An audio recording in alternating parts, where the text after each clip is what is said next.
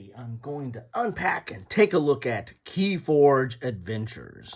This is Rise of the Keyraken, a multiplayer scenario. This is part of the KeyForge universe, and what am I talking about there? Well, I'm talking about KeyForge. This was a game that from Richard Garfield of Magic the Gathering fame, and other games as well, but by far his most profitable has had to have been Magic the Gathering.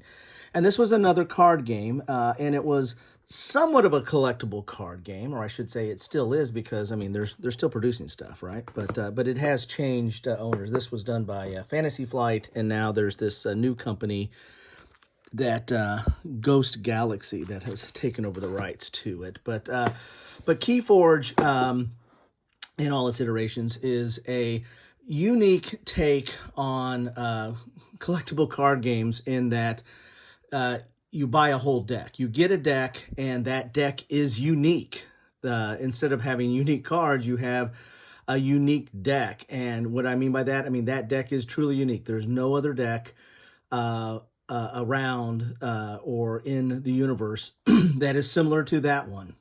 Now, there might be something that's kind of close. They might just have switched out, a few cards, but they had this whole algorithm or formula to create the decks, and they were entirely they're still making them now under this new company, entirely unique. And this was the Call of the Archons was the first iteration of this.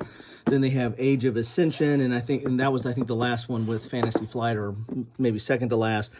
And now they're coming out with them under this Ghost Galaxy. But basically, I got a lot of my decks in here. This is a deck, right? And so the deck will have one of these factions on it. We'll have 3 factions on it. Each deck has 3 factions. And as you can see here, it has a kind of a weird name here, Count S Octamatch. Well, that describes this deck. That is a unique deck, and there's only one Count S Octamatch, and each deck is completely different, and will have, now some of them might have the same factions or the group of factions, but the cards will be different, and you get a little card list in here for each one of them.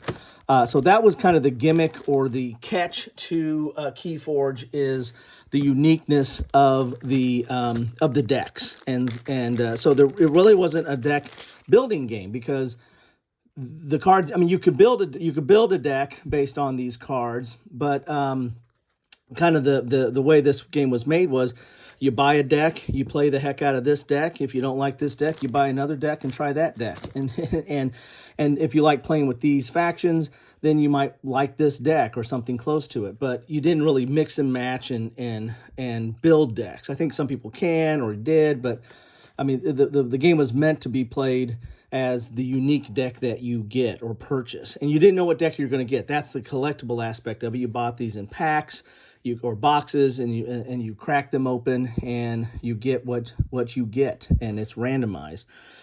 The way the game plays is you're trying to get these forge stones, and the first one to keys. You're trying to unlock these keys, and the first one to unlock 3 keys wins the game, and you unlock keys by getting these stones. I think that's what they're called, anyway. And the way you play the game is, you're going to have your deck, you're going to draw, and whatever you draw, you got to make a decision of which faction you're going to play. So in this, I got 2 of this faction, 2 of this faction, 1 of this faction. So I might look at the cards and say, well, I want to play with this faction here. So I can only play these cards this turn. You select a faction, and you can only play with that faction. And so if I selected this faction, I can only play with this faction.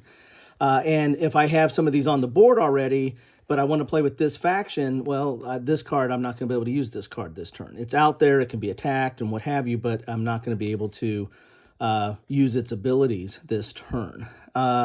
So that's kind of the key to the game too, is that you're making choices on what factions you play. It's not based on mana or tapping something. It's based on, you decide based on your hand and what you have on the board, what factions you want to activate that turn, and you do that. The cards are not that complicated. There's basically 3 kind of cards. You have, here you can see, you have a creature card. You have, all these are creature cards. So you have creature cards. Then you have, what else? Let's see if I get an example of something else here.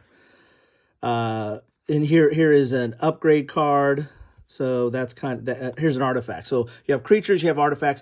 Creatures stay on the board. Artifacts stay on the board. But creatures is what is your primary unit that you do attacks with and receive attacks and the like.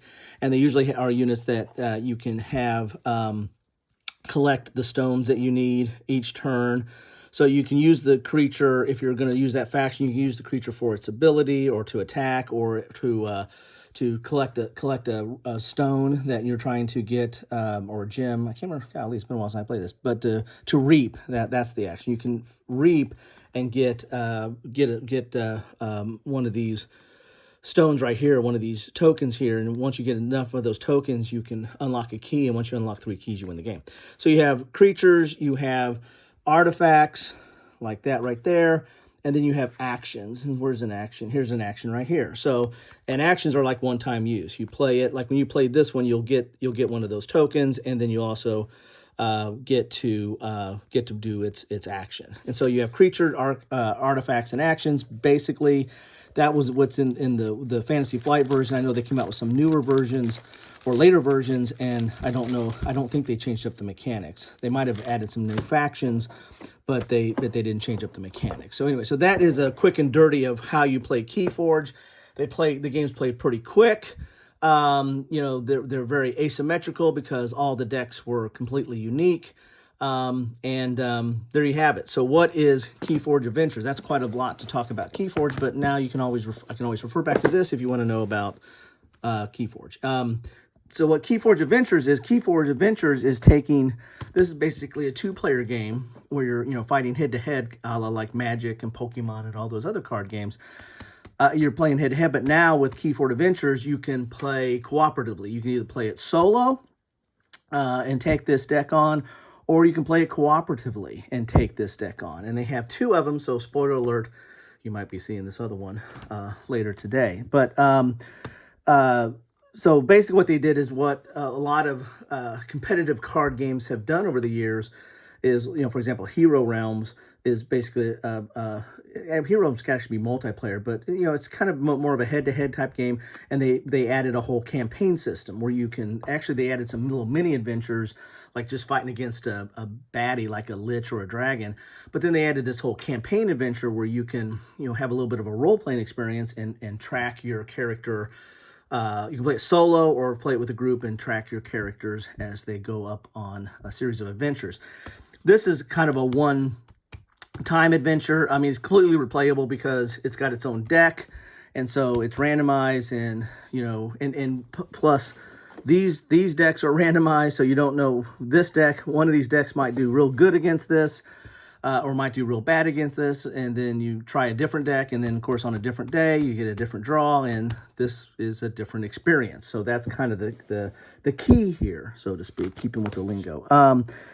But it's interesting that there's a lot of games that have done this, taking basically what is traditionally kind of a 2-player duel type game and turning them into solo or cooperative experiences. And I've talked a lot about that in some of the board context with, Dice Throne and Unmatched and Crowmaster. I mean, there's a lot of games that take something that's basically a 2-player or multiplayer dual free-for-all fight game and then taking it to a solo cooperative experience, such as what COVID taught us, right? Here is the Keyraken that you're going to be fighting against here. The big baddie. And it looks like there's 2 sides to him here. Let's pull up, see if we got the rules in here.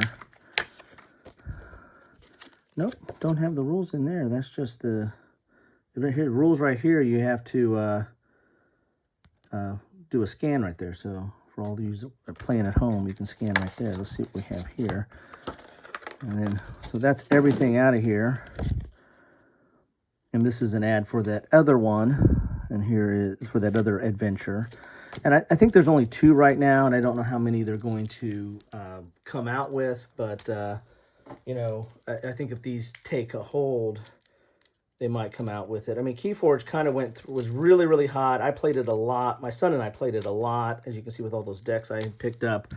But then it got a little stale, and then I think then again it changed owners, and that there was a little bit of change in marketing there as well. But anyway, I don't know if it's quite reached back to its glory days, but they are doing some new stuff like this, and there's some other new packs that are coming out on it. So there you have it. So this is basically the deck that's going to be the AI deck for the Keyraken here. If I can get all that open. And don't know if I need to sort any of these out or what have you, but there's here it has a location. So you have a low tide and high tide, and that's going to be, as you're collecting these tokens here, you're going to be flipping this back over and not. And this is trying to come to shore and take you over. So the low tide and the high tide is, you know, it's harder for the Keyraken to advance during high tide. So it costs him more or the AI to cost more to advance, and low tide is better. So this is going to be flipping back and forth. That's going to be one of the elements here.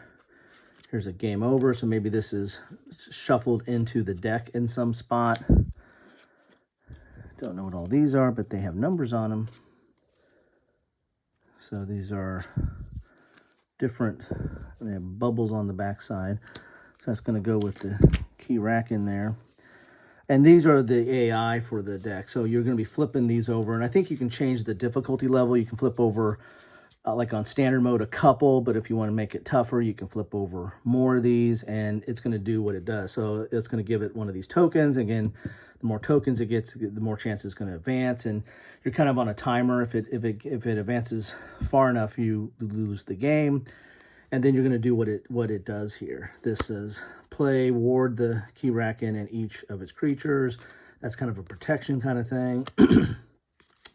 So this is going to do different. Boy, that gets a lot there. This is basically the AI for the deck. Is flipping these over and doing what it does. And then it's got a defense value.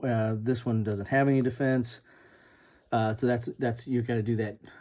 Have an attack higher than that to do some damage. That's its attack and kind of defense posture. And then this has upgrades as well, and artifacts, and action cards.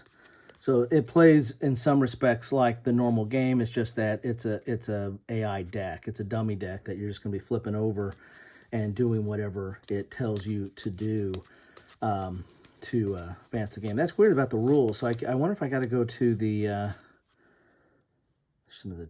there's a tentacle of it, grappling tentacle.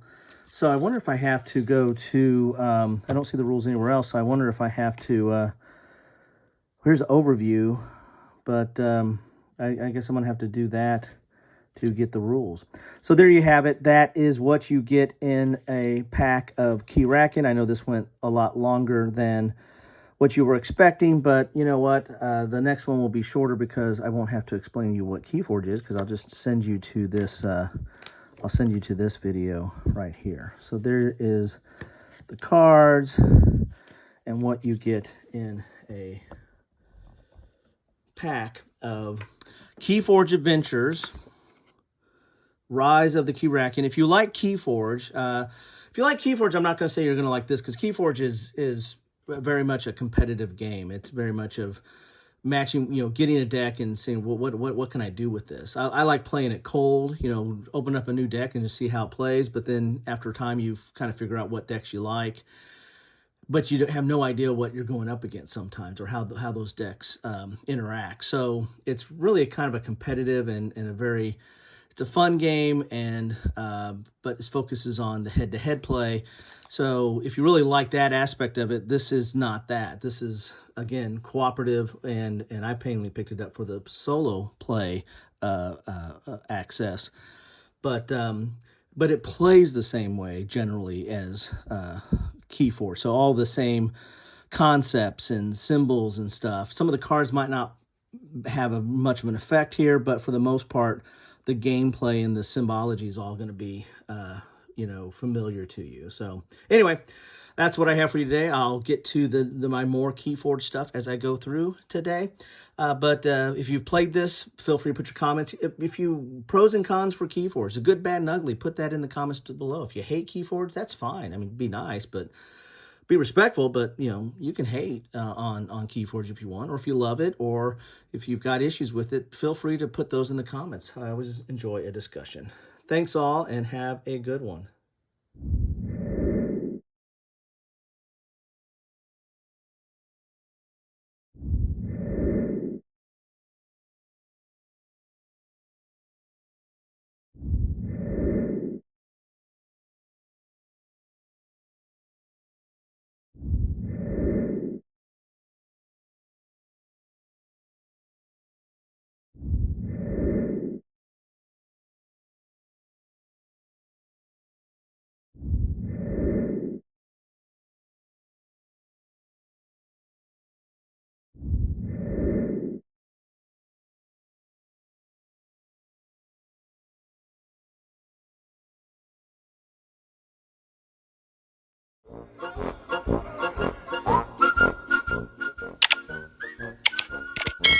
Thanks for watching.